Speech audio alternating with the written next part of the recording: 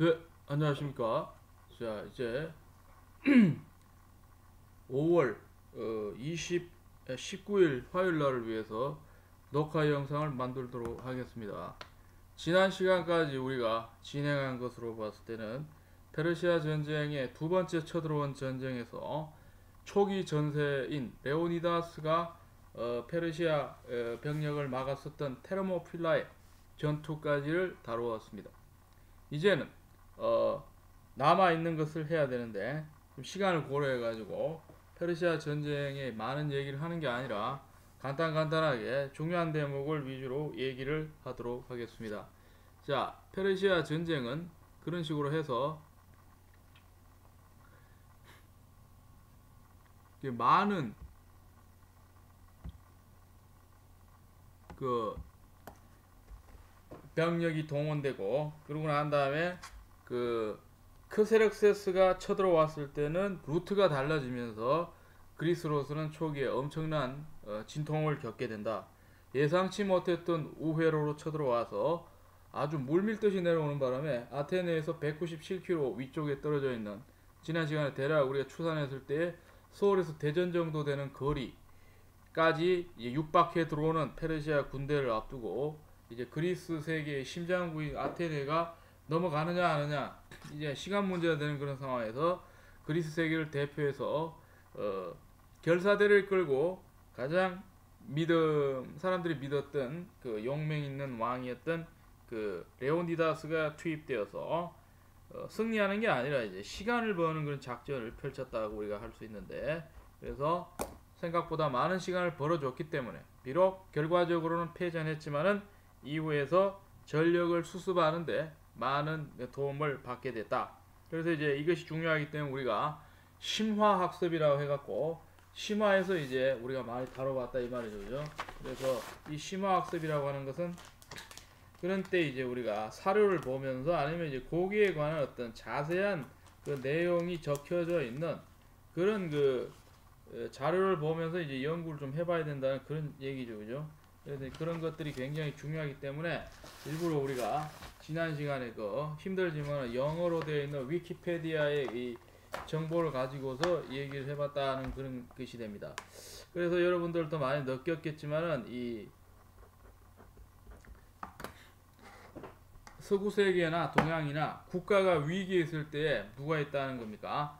그 구해주는 어떤 구세주들이 다 있다는 거죠. 뭐 알다시피 임진왜란 같은 꼼짝 못하는 상황에서는 이제 우리나라 같은 경우는 준비된 영웅이라고 하는 이순신 장군이 어떻게 됩니까?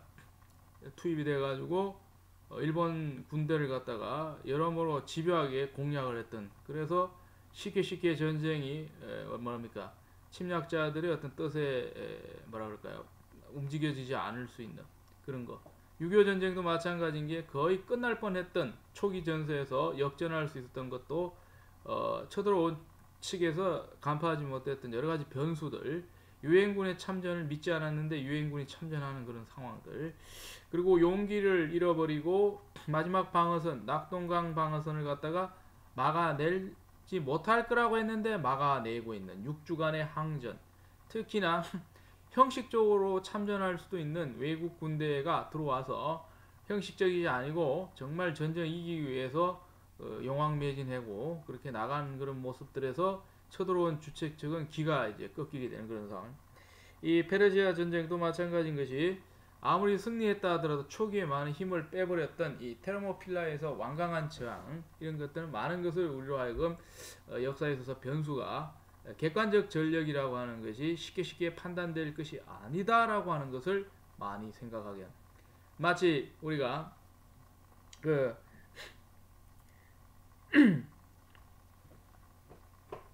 이런 그 뭐라 그럴까요, 예상을 뒤집어 엎는 그러한 어떤 전쟁 상황들을 우리가 많이 볼 수가 있죠, 그죠? 우리나라 역사에서도 5천밖에 안 남은 마지막 그 뭡니까, 자녀 병력을 가지고서 오늘날 제2훈련소에 있는 논산 일대에 이 황산벌을 지키던 계백 장군 같은 경우도 초기 사전 사성을 할 수 있었던 것도 마찬가지인 것이, 어떤 정신 자세로 전쟁에 임하느냐라고 하는 그런 것이 굉장히 의미가 있다. 그래서 레오니다스는 비록 결국은 패전했지만은 물밀듯이 들어오는 적의 예봉을 처음에 제법 꺾어놨다라고 하는 거. 거기서 이제 우리는 짐작은 할 수 있습니다. 정확히 뭐 증거가 있다는 건 아닌데 그 쳐들어온 자의 입장에서는 깜짝깜짝 놀라는 거죠. 그런 식으로 병력의 압도적 열세에서도 아주 그 적이 질릴 만큼 엄청난 저항을 할 수 있다는 것은 결국 굉장히 힘든 그런 상황을 미리 보여주는 거죠. 그렇기 때문에 전쟁은 굉장히 정신력도 중요하다. 그래서 오늘날 그 테르모필라의 일대에 가게 되면은 무엇이 있느냐 하면 그게 있다는 거죠. 이 전쟁을 기념하는 전승 기념비가 서 있고 이곳에 그리스 세계를 지키기 위해서 모두 다 전사를 했죠. 전멸을 했는데 거기에 사람들이 이런 사람들이 있었다라고 하는 기념비가 있다라고 하는 것이죠.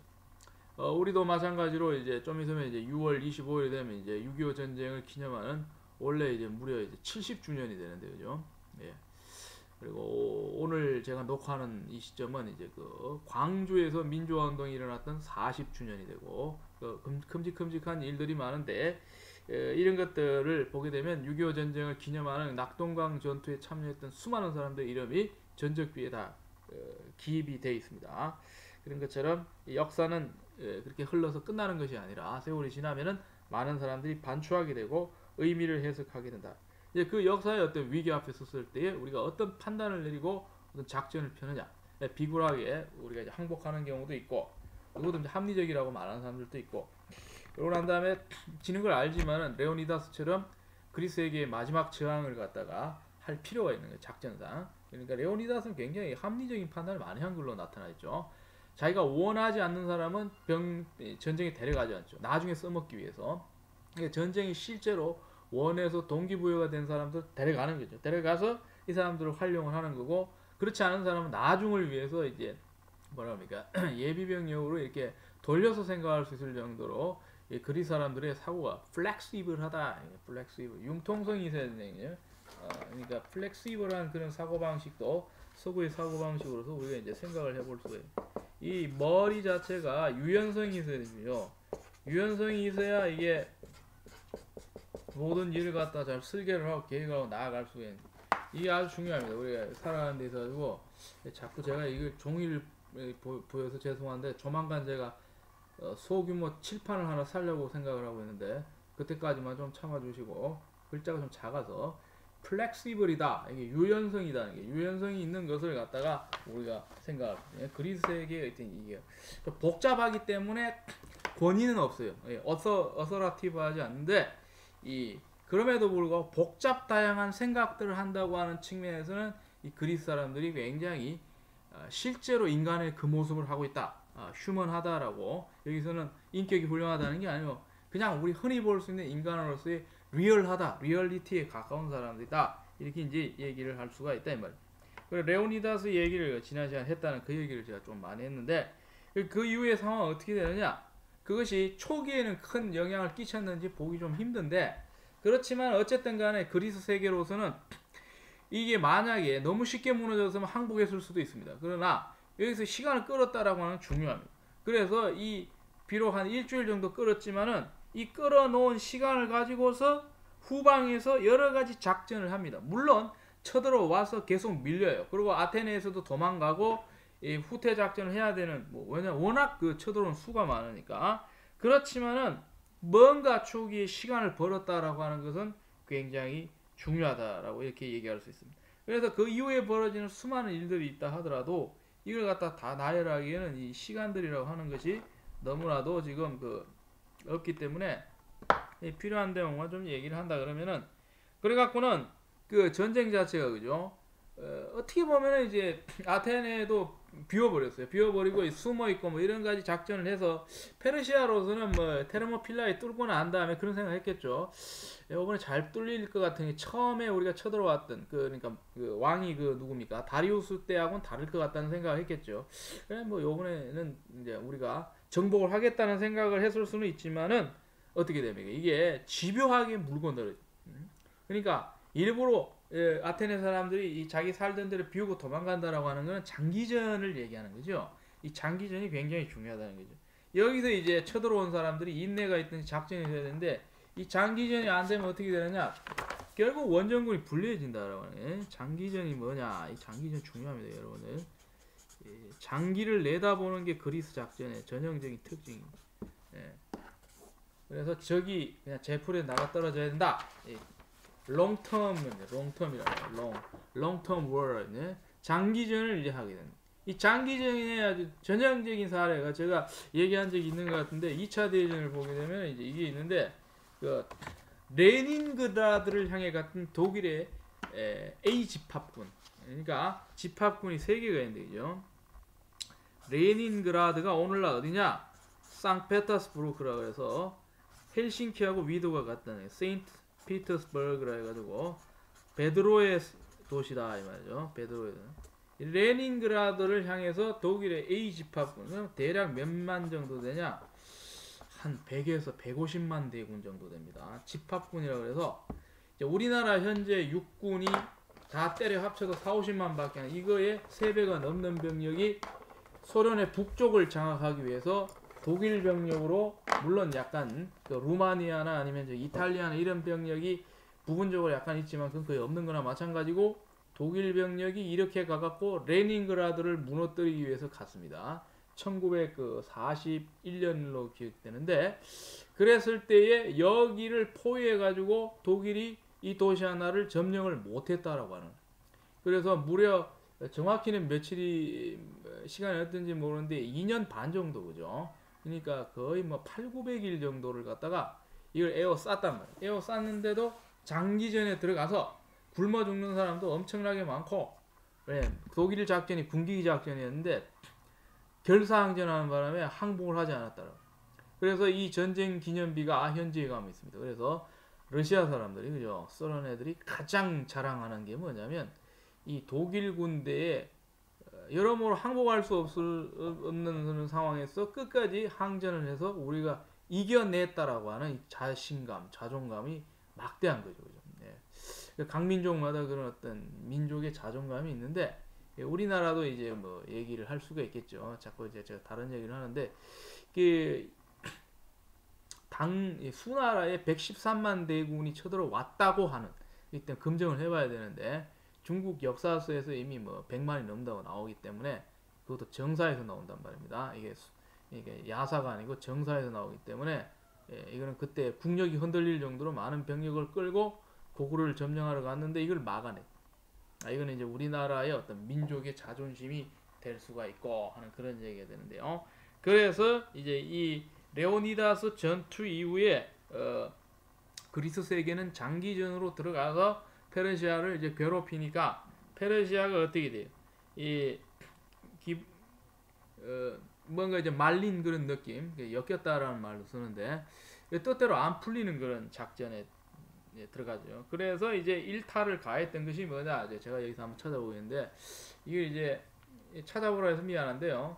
저도 PPT를 보고 말하는데 여기 보면은 그 살라미스 전투를 그리고 있는 그 PPT가 있어요. 그래서 이 몇 번인지 보게 되면 이걸 내가 봐야 되는데 39 정도 되는데요. 번호로.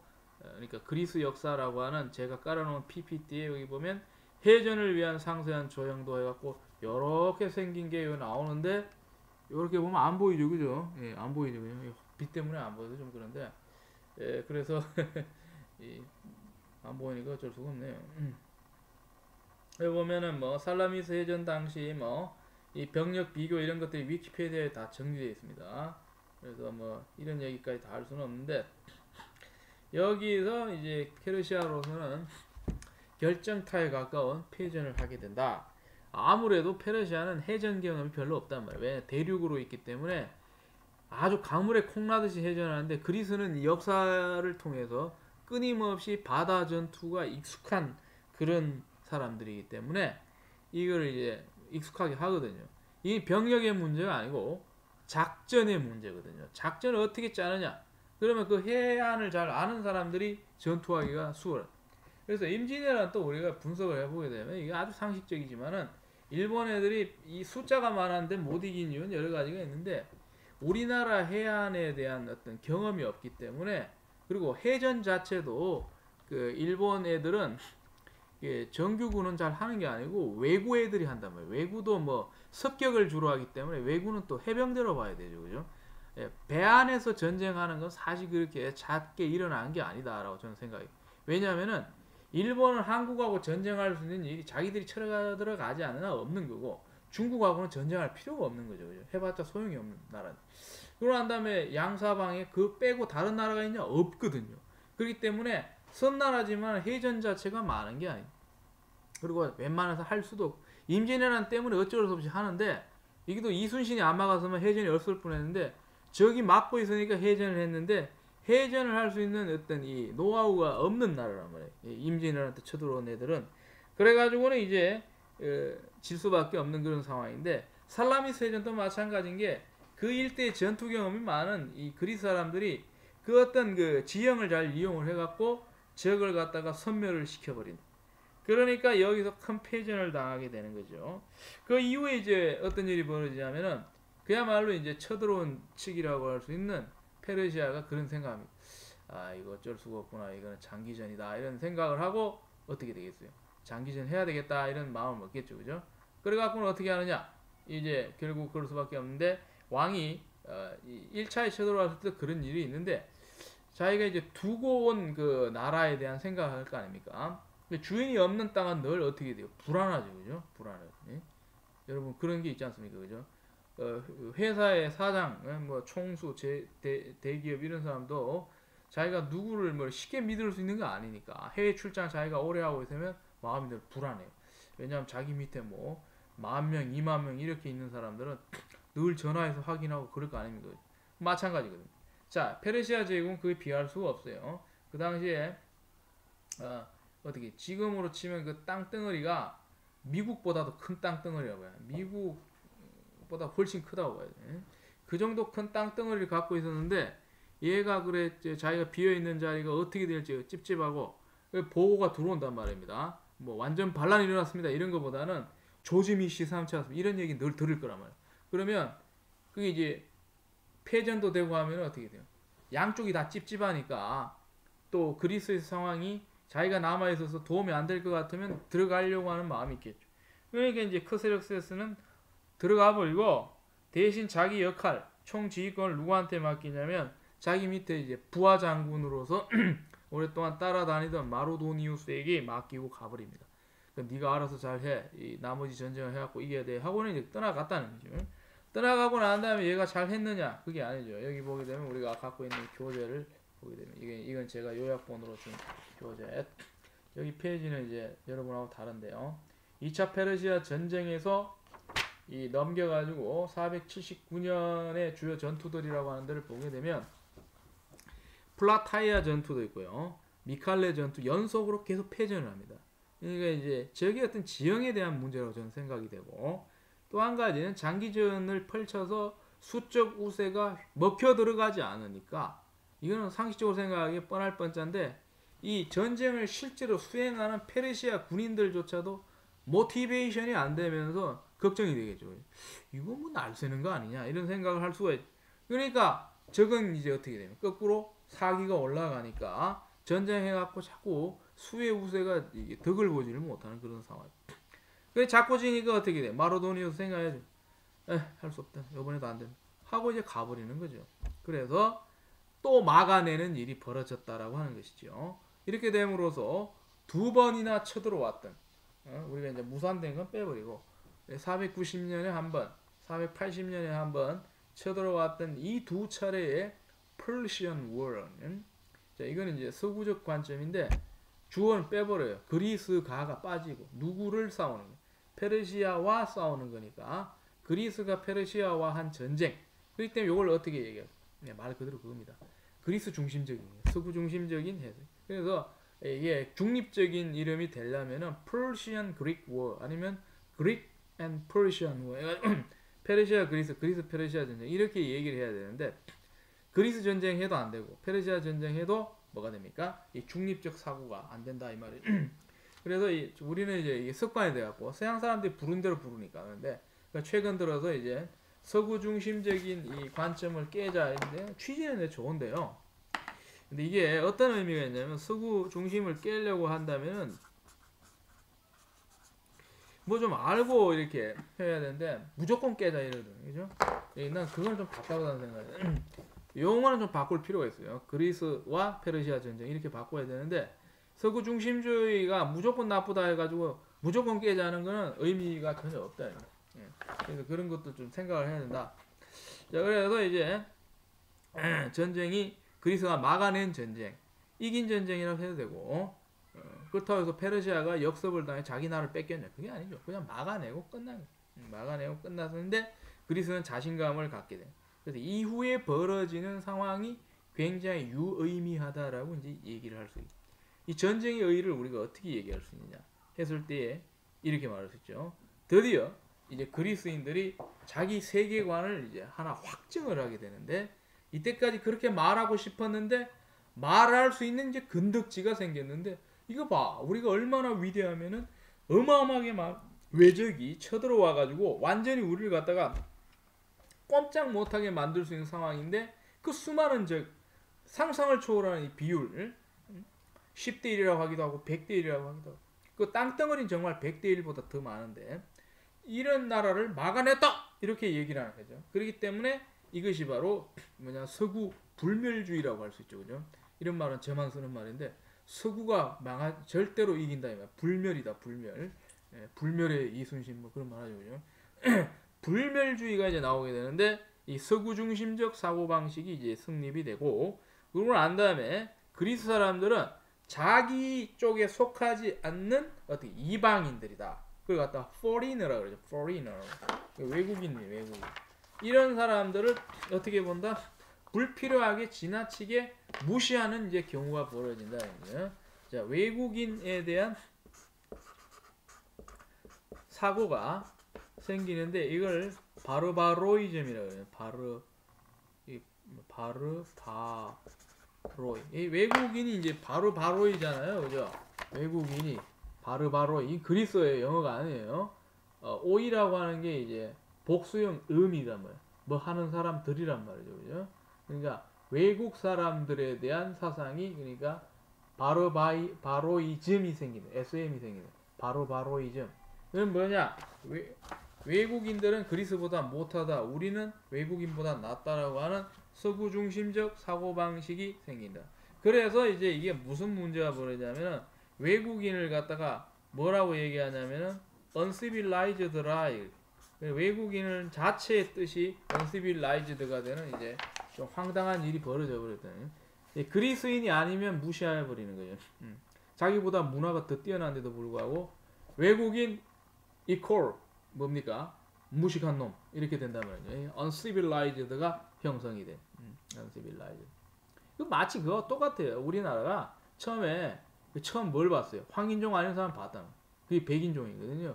백인종을 뭐라고 보는 줄 아십니까? 그거 갖다 인간으로 본 게 아니고 동물 보듯이, 짐승 보듯이, 그러니까 동물원에 뭐 보듯이 봤단 말이에요. 그 같은 사고방식이 형성이 돼. 그 나중에 사귀어보니까 얘기도 하고 머릿속에 든 것도 굉장히 대단하고 하니까 아, 사람이다 이렇게 생각해요. 그러니까 이런 사고방식이 이제 형성이 됐다는 거죠. 그리고 이제 그리스인들에게는 자유의 승리라고 하는 이 신념이 생겨나게 된다. 이것이 이제 굉장히 중요하다. 자, 외국인들은 뭐가 없다? 자유가 없고 자기들이 원하는 대로 끌려와서 전쟁하는데, 우리는 우리 자유를 위해서 자유분방에 싸웠다는 거죠. 이 말이 좀 되는 게, 우리는 종교 행사까지 다 지키면서 참전을 하면서 놀 거 다 놀고 싸웠다, 이런 식으로 이제 생각을 할 수가 있겠죠, 그죠? 어쨌든 간에 막아냈다라고 하는 것이 굉장히 중요하다. 그래서 이제 인류 사상 최초의 동서양의 양대 진영의 군사적 충돌에 대한 이 사건이었는데, 백인들의 이제 승리로 이제 끝이 났다라고 하는 거. 그래서 이제 이거 갖다 인종주의적인 해석도 가능하다라고 얘기를 하는 것이죠. 그래서 이제 이걸 가지고서 지금 논란이 많은데, 그냥 뭐 그리스하고 생긴 게 별로 같지도 않은 거, 북유럽 사람들 이런 사람들도 자기 존재의 근원이 뭡니까? 무식한 바이킹 이렇게 말하면 부끄럽잖아요. 그래서 그리스 쪽으로 본단 말이에요. 이거는 이제 마음의 고향이라면, 마음의 고향이라 가지고 이제 하면서 덩달아 가지고 페르시아를 야만인으로 본 그런 아주 무식한 생각들을 많이 하고 있는데, 이거는 정말 우리가 좀 고쳤으면 좋겠다. 그래서 왜 이렇게 오리엔탈리즘이 나오고 서양 사람들이 좀 단순하다고 하느냐면은 너무 쉽게 생각한다는 거죠. 서구 중심주의가 있긴 있는 거예요. 쉽게 생각해서 페르시아 사람도 따지면은 우리가 이제 뚜껑 열어놓고 이제 50대 50 따져버리면은 그리스 사람보다는 못해도 백인 쪽에 가깝거든. 이 황인종을 넣기보다는 백인에 가깝다. 신태가 당대하고 그죠. 이목구비 같은 거 보면은 이 아시아 이제 한국이나 중국 계열 쪽에 황인종보다는 차라리 이게 얼굴이 뽀얀 백인 쪽에 이제 가까이 가 있는 종자라고 봐야 되는데 이걸 어떻게 자꾸 그 판타지를 만드냐면 주로 그 역사에 대한 조예가 없는 예술하는 사람들이 영화를 만들 때 이 페르시아를 어떻게 무시를 하냐면은 페르시아 사람을 배우로 기용을 해야 되는데 이 왜 그런지 모르겠는데 흑인을 쓴단 말이죠. 페르시아에는 흑인이 없거든요. 본토 백인. 우리 한국 사람 조상이 흑인이 없거든요. 흑인이 없고 있다 그러면 외국에서 수입해서 들어온 거지 본토 백이가 없는데 이제 이런 식의 어떤 실수들을 많이 하는데 그래서 이제 이 서양 사람들이 너무 무식하다는 얘기를 많이 그 서양에 오래 살아서 서양을 아는 조상이 백인이 아닌 자들이 그렇게 얘기해요. 예를 들면 에드워드 사이드 같은 사람들 이 사람이 이제 그 아랍계에다가 유대계에다 뭐 그런 식의 사람인데 머릿속에 든 생각은 지극히 아메리칸이고 그죠 이런 사람들이 있는데 어쨌든 간에 이러한 그 인종주의적인 대결 구도로 앞으로 그 후에 사람들이 써먹을 수 있는 좋은 이 화두를 제공했다. 토픽이랄까 이 담론 그죠 디스코스를 제공했다라고 이제 얘기할 수가 있다 이 말이에요. 자, 그 이후에 이제 역사적 전개가 아주 희한하게 흘러가는데 이걸 이제 잘 알아야 되네. 이게 유명한 우리가 이제 자주 얘기하는 펜테콘타이티아. 바로 여러분 여기 이 문서 자료 보면 뭐 다 나와 있기 때문에 뭐 이걸 갖다가 뭐 내가 어디다가 안 쓰고 그게 아닙니다. 그래서 펜테콘타이티아라고 해서 이 시기라는 거죠. 언제의 시기? 478년부터 431년 정도까지 50년이 조금 못 되는데 이 50년이 못 되는 시기 대략 50년으로 보면은 50의 시기라 이게 펜테콘타이티야. 그래서 이게 무슨 말이냐면 펜테에서 이제 뒤에 말은 전부 갖다 붙는 말인데 펜타 하게 되면은 이제 5 그죠? 5가 오각형이에요. 여러분 그 알다시피 그리스어입니다. 그리스어에서 영어로 가고 현대어로 가는데 그 미국에 있는 그 이름 뭡니까 그 국방성 오각형 집으로 돼 있죠. 이걸 뭐라 그래? 펜타곤이라고 그러죠. 펜타곤. 오각으로 된 집이란 말이죠. 그래서 펜테콘타이티아는 50. 그래서 50년간의 역사가 벌어지는데 이 50년간의 역사를 뭐라고 정의하냐면 아테네의 강성기라고 압축해서 얘기해. 페르시아 전쟁에서 이겨서 이 승리의 힘이 불불 끓으면서 드디어 역동적으로 작용하기 시작. 전쟁하게 되면 사기가 올라가거든요. 이 전쟁이 패전하는 데는 아주 침담해갖고 이게 이제 분위기가 꺾이는데 승리하는 데는 보면 이제 잔치 분위기. 비록 전쟁해서 힘은 빠진다 하더라도 그래서 이 아테네가 이 전쟁 이후에 막 치고 올라가는 그런 엄청난 이 역동성을 볼 수. 그거 비슷한 걸 굳이 예를 들자면은 그 2차 대전이 끝났는데 가장 역동적으로 올라간 데가 어디냐? 전성국은 많이 있죠. 러시아도 전성국이지, 영국도 전성국이지. 어떻게 하다 보니까 프랑스도 전성국인데, 예? 근데 재미 본 데가 어디냐? 미국이거든요. 다른 데는 어떤 일이 벌어지냐? 전부 자기 국토가 초토화가 되어버려요. 독일하고 전쟁하는 바람에. 근데 미국은 국토에 어떤 놈도 들어오지는 못해요. 유일하게 하와이 진주만이 좀 두드려 맞은 거 빼고 일본이 쳐들어가는 바람에 그거 빼고 본토에 누가 들어와서 총 한 방이나 쏜 적이 없어요. 예, 쳐들어오기 되게 멀리 떨어져 있으니까 일본도 미국의 본토에 들어간다는 건 상상도 못할 일이고 독일도 그 잠수함 가지고 이렇게 위협을 했을 뿐이지 들어가진 못하죠. 심리적으로 교란하는 거지. 그래서 미국만 힘이 버득버득 올라가가지고 이제 요즘 이제 자료를 보게 되면 그때 이미 서서히 얼마 지나지 않아서 1945년에 그 2차 대전 끝나고 난 다음에 얼마 지나지 않아서 언제인지 모르는데 마이카 시대가 열려버려요. 마이카 시대라고 하는 거는 집마다 차 한 대씩 있는 거예요. 우리나라는 80년대 말에서 90년대 초에 이루어졌거든요. 마이카 시대가. 인구의 한 90% 정도가 차를 갖고 있는 게 한 30년도 안 됐습니다. 우리나라. 미국 언제 됐냐면 2차 대전 끝나고 얼마 안 지났습니다. 2차 대전. 정확히는 모르겠는데 조사를 해봐야 되는데 그 정도로 경제가 부흥을 해. 부흥을. 한국 전쟁 끝나고는 어디가 또 신났냐면은 일본이 무기를 많이 팔아먹었으니까 경제 부흥으로 이제 올라가게 되고 우리나라는 무기를 샀으니까 그죠? 무기를 샀으니까 전쟁 복구하고 해갖고는 이 복구한 것만 해도 대단합니다. 그러니까 그래갖고 생각보다 빨리 복원이 됐단 말이죠. 복원이 됐는데 자 어쨌든 간에 그래갖고 지금 그 펜테콘타이티아라고 해갖고 50년간의 세력 강성기에서 아테네가 쫙 뻗어가고 있는 그런 상황을 얘기. 좀 이따가 이제 우리가 뭐 다음 시간이나 어느 시점에 이제 그 깊이 있게 이 펠로폰네소스 전쟁을 얘기를 합니다. 이 이후에 얼마 안 지나면 터지는 전쟁이지만은 그걸 얘기를 할 때 이제 이 얘기를 사료를 갖고 그 원문을 갖고 좀 얘기를 할 필요가 있어요. 아테네가 이제 강성해졌다라고 하는 게 누구 얘기냐? 혹시 아십니까? 유명한 역사가 헤로도투스는 역사의 아버지고 역사학의 아버지는 누구냐? 투키디데스다. 예. 불과 이 두 사람 나이 차이가 그렇게 나지 않죠. 한 두 세대 정도. 헤로도투스가 연장자네. 뭐 동시대에는 아니라도 거의 비슷한 시기인데 이 사람이 주장했던 것이 바로 아테네를 문제시했다는 거죠.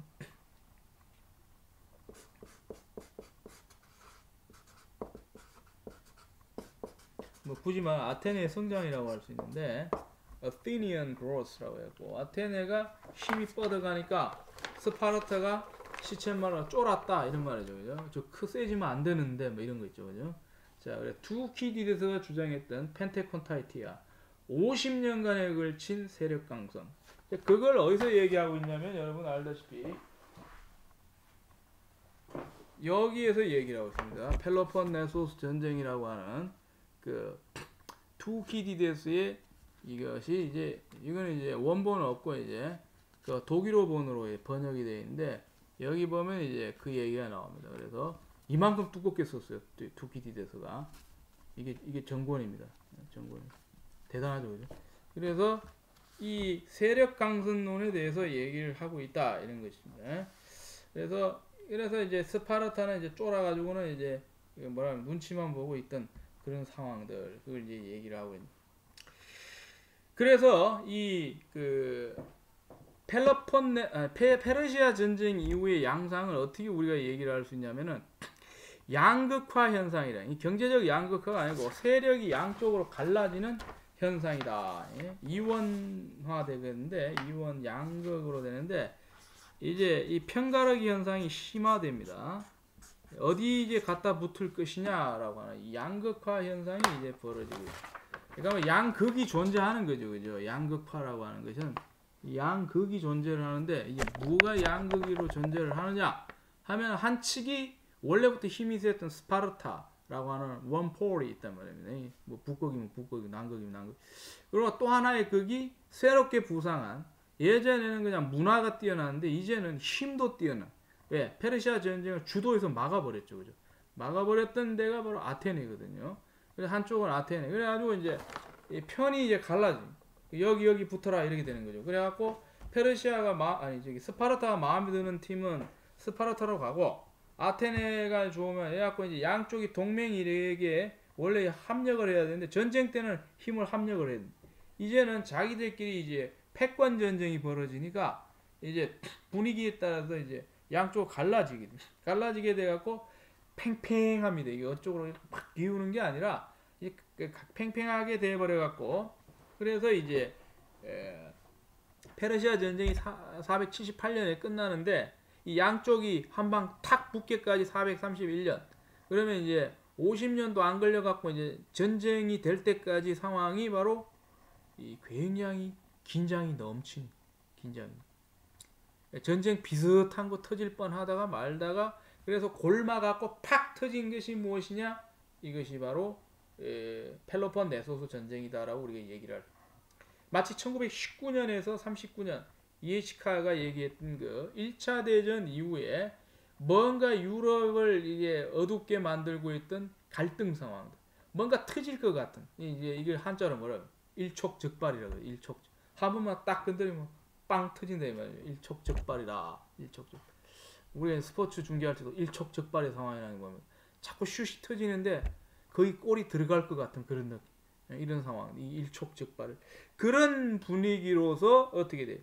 이 50년 가까이 질질질 끌고 가는데 양쪽이 커지고 있는데, 근데 이게 문제가 뭐냐면, 제가 이제 얼마 전에 작년에 그 고등학교 세계사 교과서에서 좀 시각을 바꾸자 해갖고 이제 고쳐야 될 거라고 해갖고 써갖고 하나 한 게 있는데, 서술이 좀 예나 지금이나 똑같아. 투키디데스의 주장을 계속 리바이벌하고 있는데, 그 펠로폰네소스 전쟁을 바라보는, 즉 페르시아 전쟁 이후에 그리스 세계의 어떤 정치적 갈등을 요 도식에서만 해석을 하고 있어요. 너무 쉽게 해석을.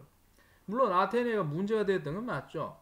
좀 자기 마음대로 하고 뭐 동맹 국가들한테 자유를 뺏어버리고 힘으로 눌러버리고 이런 게 있다 하더라도 이걸 그대로 따라가고 있단 말이에요. 투키디데스 태제를 아직까지도 따라 의심을 좀 해봐야 되는데, 근데 그래서 이걸 좀 고치자 그러는데, 이것도 마찬가지인 게 투키디데스의 입장인 것이지 우리가 좀 연구를 해봐야 됩니다. 과연 그렇게만 볼 수 있는 것인가? 그러면 스파르타 얘들은 원인 제공하지 않았느냐? 이것도 봐야죠, 그죠? 그래서 이런 것들도 좀 우리가 시각을 좀 바꿔야 되는데, 너무 쉽게 쫓아간다라고 하는 것이죠. 그래갖고 이 투키디데스는 전쟁이 필연적으로 뻥 터져버렸다라고 자꾸 얘기를 하는데, 과연 역사적 현상을 indispensable 이게 unavoidable 하는 게 있느냐면, 피할 수 없게 필연적으로 불가피하게 터진 게 있을 수 있냐라고 해갖고 문제제기라는 사람이 누구냐? 지금 이런 얘기까지 하면 안 되는데 시간에, 이 도널드 케이건이라는 사람이 그런 얘기를 했단 말이에요. 이 사람이 이제 그리스사를 많이 연구하는 사람인데, 이 도널드 케이건이라고, 이 사람이 쓴 유명한 단행본 중에 하나가 뭐냐, The Outbreaking of Peloponnesian War, 즉 펠로폰네소스 전쟁 발발에 관하여라고 하는 이렇게 두꺼운 단행본을 썼습니다. 여기에 대해서 사람들의 입장이 첨예한데, 제가 봤을 때는 아주 뛰어난 역사가로 여겨지는데, 도널드 케이건이라는 사람이 필연적인 게 인간의 일에 대해서 해석의 단서가 될 수 있느냐 라고 이제 그 얘기를 자꾸 한단 말입니다. 이게 잘 안 보이네요. 도널드 케이건이라고 해요. 케이건. 그래서 이런 거를 갖다 우리가 좀 생각을 하게 된다면, 그 인간사를 갖다 좀 다각도로 이제 보는 그런 훈련도 해야 되는 것이다. 이런 얘기를 하는 것이죠. 자, 그래서 이제 펠로폰네소스 전쟁으로 가는 그것을 해석해내는 것이 펜테콘타이티아다라고 하는 그 얘기를 이제 제가 하고 있는 거죠. 자, 그러고 난 다음에 이제 그 이후에 스파르타 주도하에서 그리스 세계가 어떻게 돼요? 여러 가지 스파르타가 이겼기 때문에 변화가 있는데, 자질구레한 전쟁이 자꾸 벌어지면서 스파르타가 확보해 놓은 이 헤게모니가 딴 데에 자꾸 넘어가게 돼요. 그런 일이 이제 벌어지면서 어부지를 누가 취한다? 나중에 등장하게 되는 마케도니아 왕국이 차지하게 됩니다. 이게 마케도니아 왕국에서 후대에 누가 나오냐면, 인류 역사상 전쟁의 영웅, 최고의 영웅으로 평가받고 있는 The Alexander the Great, 그죠? 알렉산더 대왕이 나온다, 이렇게 얘기해요. 그리고 난 다음에 이제 나머지 내용들은 여러분 다 아는데, 문화적인 변화도 우리가 간과할 수가 없다. 즉 펠로폰네소스 페르시아 전쟁 이후에 그 전쟁의 어떤 승리의 어떤 느낌을 가지고서 엄청난 문화의 발전이 이루어진, 파르테논 신정이 건축이 돼. 그 되는 건 여러 가지 이유에 동맹금고에 돈을 보관하기 위해서 그 갖다가 좀 멋있는 건물 하나 지어놓고 거기다가 이제 돈을 모아놓는 거죠. 우리 치면 은행을 만드는 거 아닙니까? 중앙은행. 중앙은행 구실을 하기 위해서, 그렇다고 해서 뭐 직원이 근무한다기보다는 지키는 사람이 서 있겠죠, 그죠? 파르테논 신전 같이 인류 지금 현재 최고의 문화유산으로 평가받는 그런 건물이 나와. 이제 전쟁의 승리에 대한 자신감이. 그리고 델로스 동맹이 또 만들어지는 거죠, 그죠? 그리스 사람들끼리 서로 합력하자고. 그래갖고 1차적으로는 페르시아에 맞서는 거고, 그죠? 그러고 난 다음에 이후에는 변질돼가지고 자기들끼리 막 세력 다툼하는 그런 동맹이 되고. 그리고 유명한 이런 학자들이 나와. 소포클레스랄까, 소크라테스, 헤로도투스, 소피스트, 궤변론자들 이런 사람들이 나타났다. 뭐 긴 얘기를 하기엔 시간 다 지났고, 이어진 영상에서는 그러면 이제 그 이후에 벌어지게 되는 이 펠로폰네소스 전쟁을 어떻게 볼 것이냐, 에 대해서 자세히 다각도로 한번 보도록 하겠습니다. 감사합니다.